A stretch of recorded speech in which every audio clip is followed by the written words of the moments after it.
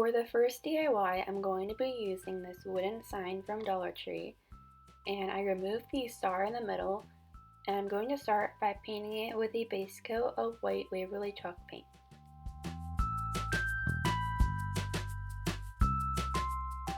Now I'm going to use some washi tape to section off the right side of the star, and then on the left side I'm going to use the tape to create stripes, and I'm going to be painting the stripes to be red and white, and then on the right side I'm going to make that section blue with white stars.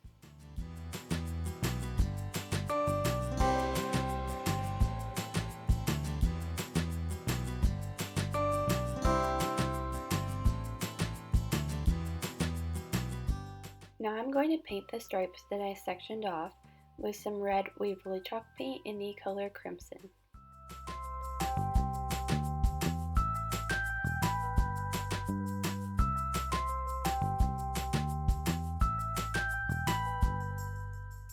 And once the paint is dry, I'm going to remove all of the tape, and it should leave you with some stripes on the left side.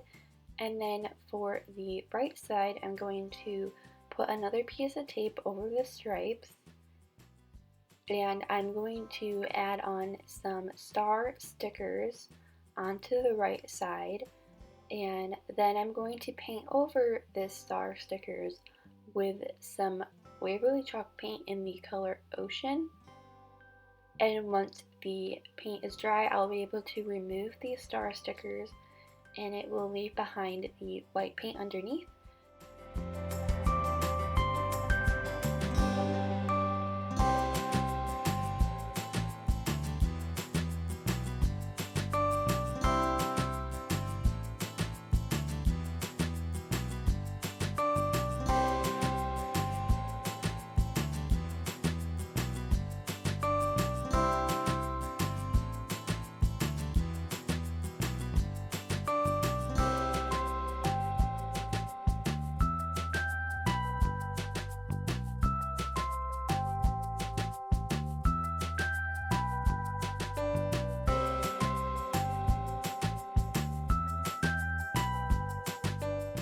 And to finish off the star, I'm going to de-stress it with some antiquing wax by Waverly.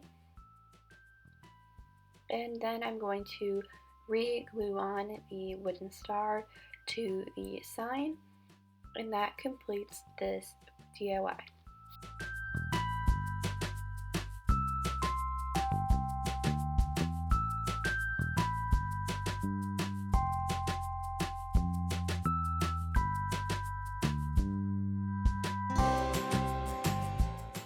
For the second DIY, I'm going to be using one of the wooden crates from Dollar Tree, and I'm going to make it look like a stack of books. So to start, I'm going to paint the top with some red Waverly chalk paint in the color Crimson, and then I'm going to paint the sides as well. And I'm also going to paint the middle book with some white paint, as well as the bottom one. And I also added star stickers to the bottom book, and now I'm painting over it with Waverly chalk paint in the color Ocean. And I'm going to use the same technique that I did in the first DIY, where I paint over the stickers and then remove them so that it leaves behind the white stars.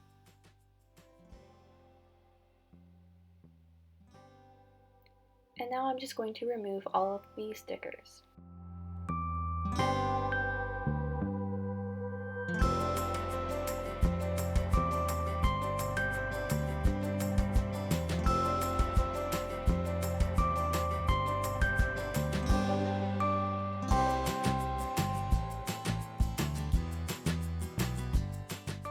I'm going to write stars and stripes on my stack of books. So I sketched it out with a pencil first, and now I'm just going over the outline with a Sharpie.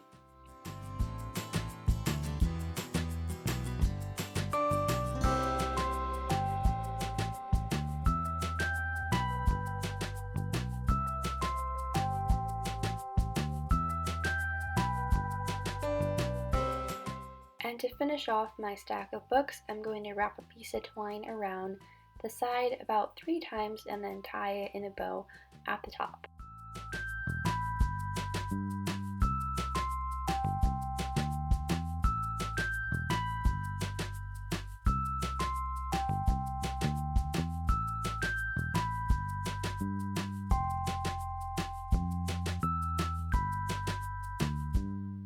For the third DIY, I'm going to be using this wooden star from Dollar Tree, and I'm going to cut off the piece of twine at the top, and I'm going to start by painting the sides and the top of the star with some ocean chalk paint by Waverly.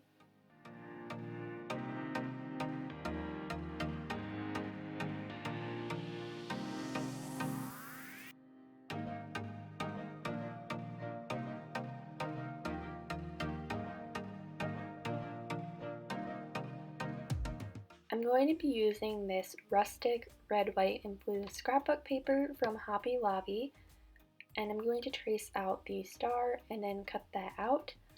And I'm going to be gluing this piece of paper onto the top of the star, and I'm just using a glue stick to do this.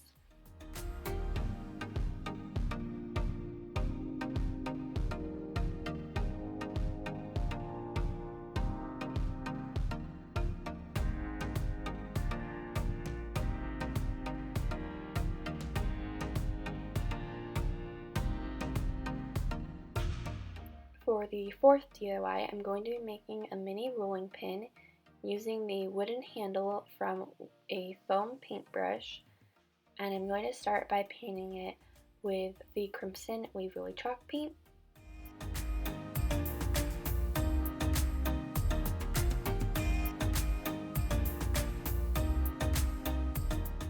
And then I'm going to add 2 of these little wooden beads from Dollar Tree as well onto the sides of the rolling pin for the handles.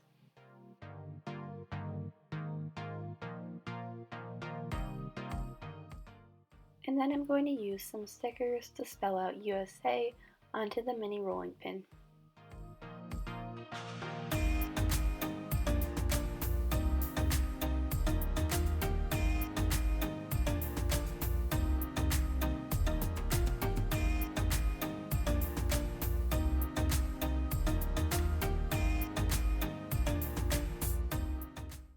And to finish off the mini rolling pin, I'm going to add on a twine bow.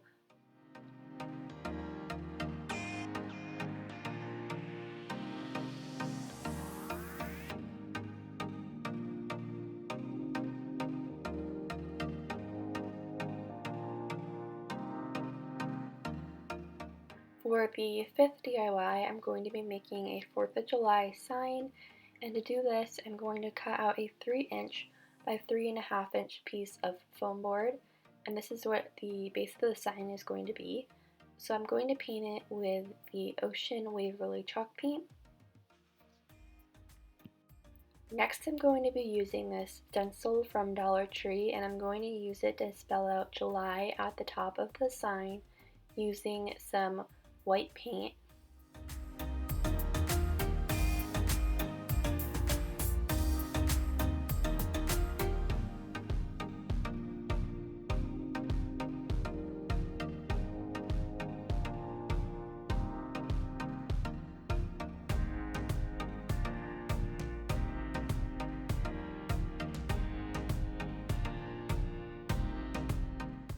I'm using these number stickers, and I'm painting the number 4 with some of the crimson Waverly chalk paint.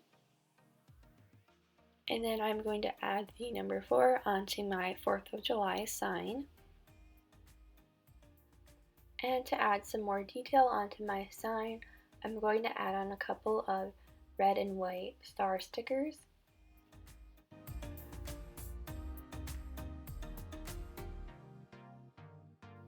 And then I'm going to display the sign on this mini wooden easel that I got from Dollar Tree.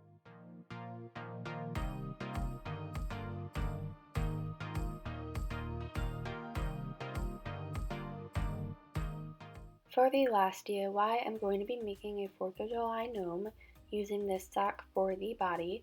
And to fill it, I'm going to stretch the sock over a cup to make it easier to fill, and you can fill it with rice or beans. And once the sock is filled, I'm going to tie off the top with a rubber band, and this will create the body of the gnome. And I'm also going to cut off the excess sock at the top. And then I'm going to take this gray pom-pom from Dollar Tree and remove the star and the little clip and tag.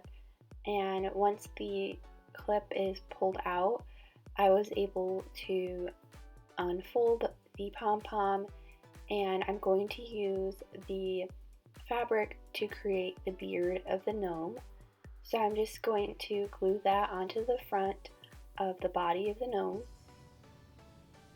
And then I'm going to glue on a wooden bead for the gnome's nose. And since it is a wooden bead, it has holes on the ends. So to cover those up, I'm going to apply a little bit of hot glue.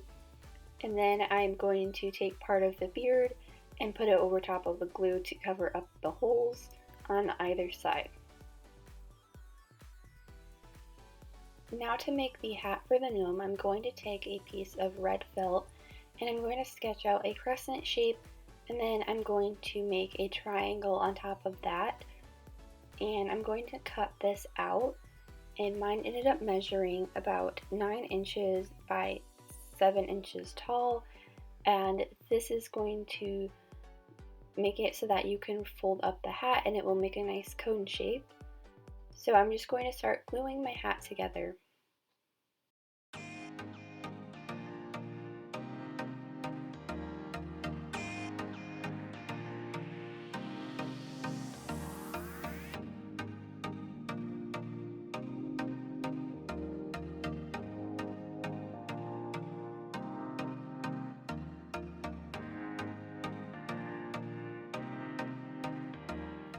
Then I'm going to add some stuffing to the top of the hat so that it will stay upright. And I'm going to start by applying a little hot glue onto the top of the nose so that I can make sure that the hat is in the correct place. And then I will start gluing around the base of the hat to glue it into place.